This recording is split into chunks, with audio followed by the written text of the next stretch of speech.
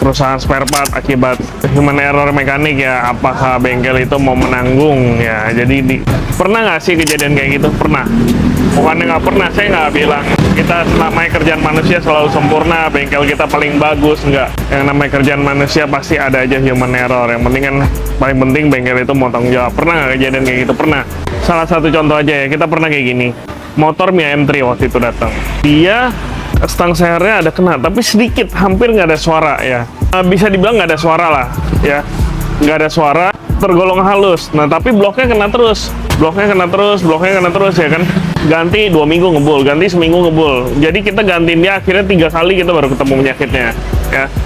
Yang ketiga kali itu nggak apa-apa. Jadi gini, kejadiannya stang sehernya itu ada bengkok sedikit. Mungkin dia pernah lewatin genangan air ya. Yang kemungkinan menurut saya, mungkin dia pernah lewatin genangan air, banjir, terus mati. Nah, stang sehernya bengkok sedikit doang. Tapi nggak rusak, nggak bunyi. Nah, tapi blok itu kena terus. Pertama kali ganti, 2 minggu kena lagi. Besoknya kita gantiin lagi, 2 minggu kena lagi. Akhirnya kita coba cek, perhatiin benar-benar, ternyata stang seher itu karena bengkoknya sedikit banget jadi nggak kelihatan. Nah, itu siapa sih yang nanggung? Nah, akhirnya itu kan human error ya, kejadian-kejadian kayak gitu.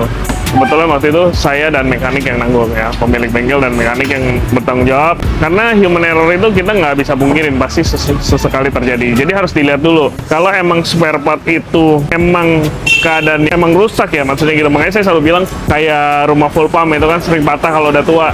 Mekanik sebelum servis dia harus kasih tahu dulu ke customer. Saya selalu ingatkan ya kan. Kalau ini udah tua, udah mau patah, harus info dulu. Jadi jangan sampai kayak rumah full pump patah itu kita baru info, orang bisa nggak terima. Nah, ini yang saya selalu tekankan.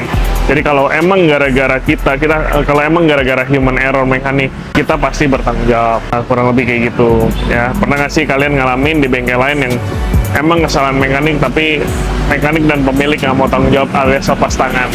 Bisa komen di kolom komentar, oke?